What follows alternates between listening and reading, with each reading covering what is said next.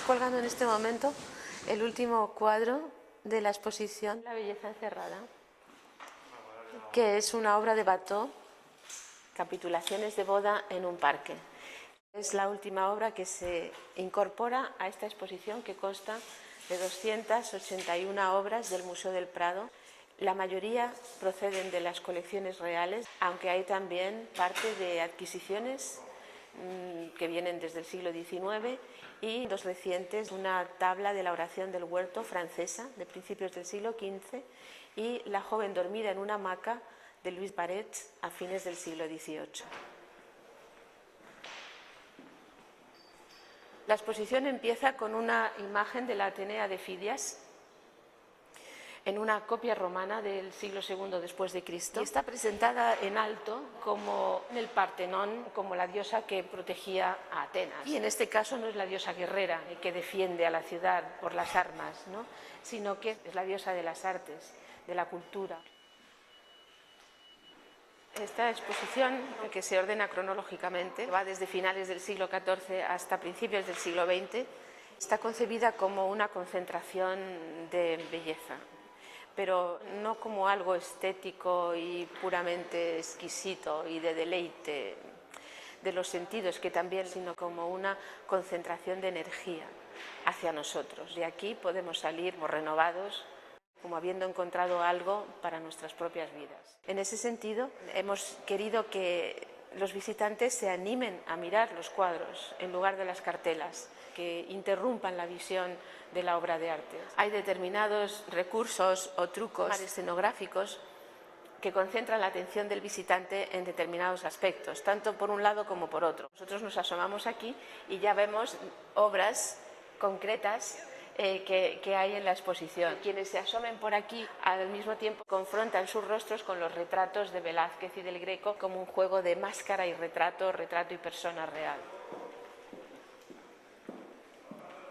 Esta es la primera sala, reservada a finales del siglo XIV y el siglo XV.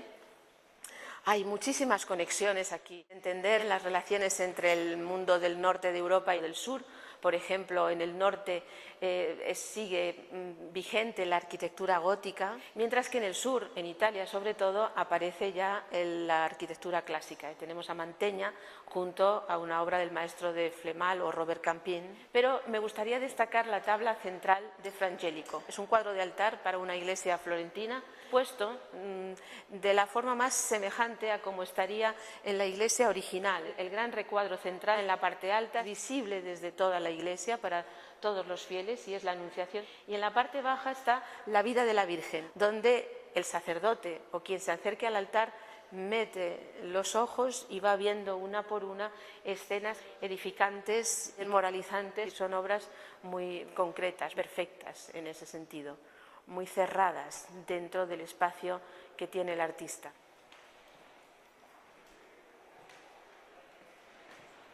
Esta es la sala de la pintura flamenca y española del siglo XV y XVI, aparte de pinturas realmente excepcionales de Van der Weyden, de Van Orley, de Durero. Hay una obra en el centro que es la llamada Mesa de los Pecados Capitales del Bosco, donde debemos de mirar para ver la oscuridad que puede haber en el alma humana. Están representados los 7 pecados capitales, que es lo peor que tiene la humanidad, todo aquello que deberíamos evitar.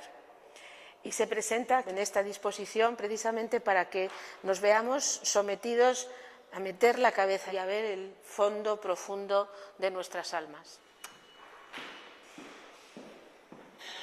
La sala del siglo XVI, del principio del Renacimiento, es una sala especial en la cual hay incluida una pequeña escultura de Fidias, en una interpretación de época romana del siglo I o II después de Cristo, por la importancia que estos modelos clásicos tuvieron en el desarrollo del arte, de la cultura y, en definitiva, de toda la sociedad de ese momento. Aquí vemos, por ejemplo, que esta pequeña escultura de la Venus tiene un reflejo perfecto en la figura de la hija del faraón, del cuadro de Veronés al fondo. La sala del Renacimiento se abre hacia dos posibilidades: el barroco del sur, italiano y español, y el barroco nórdico con Rubens al otro lado. Todavía hay guiños hacia el siglo XVI, uno de ellos es la pintura de Correggio en el centro, y otros son las esculturas que se atribuyen al Greco de Epimeteo y Pandora, y que son dos desnudos integrales de una belleza clásica, pero incorporando ya motivos del manierismo en el refinamiento, la exquisitez, el canon de las proporciones. La exposición va reflejando también la estructura del Museo del Prado. Una de las personalidades fundamentales del Prado es tener muchas obras de grandes artistas. Por ejemplo, hay una sala casi completamente dedicada a Rubens, ¿no?, con obras fantásticas como la serie de los sentidos o como los bocetos para pinturas de la Torre de la Parada. A continuación de Rubens tenemos una sala que es más iconográfica, está dedicada a la naturaleza muerta en el carácter de vanitas que tiene el bodegón en el siglo XVII, y por eso hay la figura de un filósofo meditando sobre la vida y sobre la muerte al fondo, o las riquezas que proporciona la tierra en el paraíso de la parte derecha, o una obra dedicada al infierno clásico con Orfeo intentando rescatar a Eurídice. Sigue la sala del siglo XVII y aquí hay una confrontación buscada entre el paisaje de países más al norte de Europa y los del sur. En los países del sur, donde desde el siglo XVII también viajan algunos artistas nórdicos, Poussin, Claudio de Lorena, Duguay, por el atractivo que tiene Italia, se centra mucho más en los estudios de la perspectiva, de la luz, del paisaje, de la naturaleza. Hay una obra singular que ha pasado por diferentes atribuciones, pero todavía no hay un consenso. Es Cristo llevando la cruz y el alma cristiana. Un paisaje de cruces, en el cual la preocupación fundamental del artista, aparte de la iconografía muy relacionada con la religiosidad francesa de la primera mitad del siglo XVII, es el estudio de la difusión de la luz en una perspectiva puramente geométrica. Algo que hace también Velázquez en los dos estudios de la Villa Medici, pero interpretados de una forma fundamentalmente naturalista. En realidad es lo mismo, la difusión de la luz en un espacio arquitectónico, avanzando hacia lo que sería la perspectiva fantástica de las Meninas. Mientras que en el mundo nórdico es un paisaje con un carácter más realista, verdes, montañosos, con los Alpes al fondo, pero lo que les interesa son las escenas más cercanas de la vida real, como este recua de animales llevados por gitanos, o bien las fiestas en las ciudades, muy divertidas y muy preciosistas, o la guerra, que está presente en el siglo XVII europeo de una forma terrible, la Guerra de los 30 años. En el siglo XVII comienza, sobre todo en el norte de Europa, la pintura de gabinete, dedicada fundamentalmente a pequeños espacios y a veces series de pequeños cuadros que van contando toda una historia, que después va a tener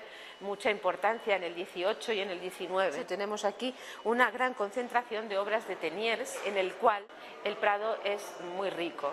Esta obra muy interesante de las Tentaciones de San Antonio se puede comparar con otra que hay también en las salas del XVI, y es muy interesante ver la diferente aproximación psicológica a la figura del santo tentado entre un cuadro y otro. También está llena de numerosísimos detalles divertidos y curiosos para representar el mal y la tentación. Y en el terreno de la poesía está la preciosísima historia de Rinaldo y Armida, de la Jerusalén liberada de Tasso, en pequeñas tablitas, como si fuera casi un tebeo, ¿no?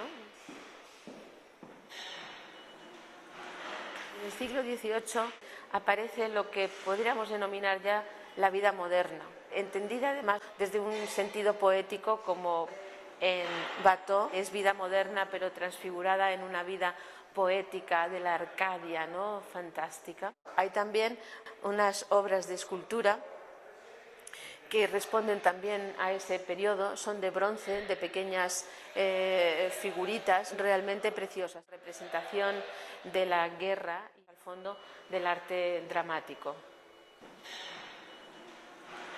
Tenemos aquí dos ejemplos de Tiepolo absolutamente fantásticos y muy relacionados con esta exposición, porque en alguno de ellos se muestra la curiosidad de la gente mirando a través de pequeños espacios donde se concentra la vista sobre aspectos que entonces importaban mucho, ¿no? La sala del siglo XVIII última es la que presenta los pequeños bocetos para cartones de tapices, es uno de los motivos decorativos españoles de ese periodo más importantes y donde va a participar Goya también. Y el Prado cuenta con una serie muy importante de la cual hemos hecho una selección muy resumida para que el visitante pueda apreciar cuáles eran los motivos, las variantes y los más bellos de todos. Y sobre todo en Goya hay una historia siempre detrás, algo que está sucediendo y como en toda la pintura de pequeño formato, hay un secreto que se transmite del artista al espectador. Una pintura que está siempre planteándonos un enigma que a veces podemos responder directamente y sabemos lo que es, y otras veces se nos queda dentro y puede aparecer en nuestros sueños, ¿no? Es una pintura realmente fantástica para el aprendizaje, el conocimiento y para responder a cuestiones que tenemos ahí todos.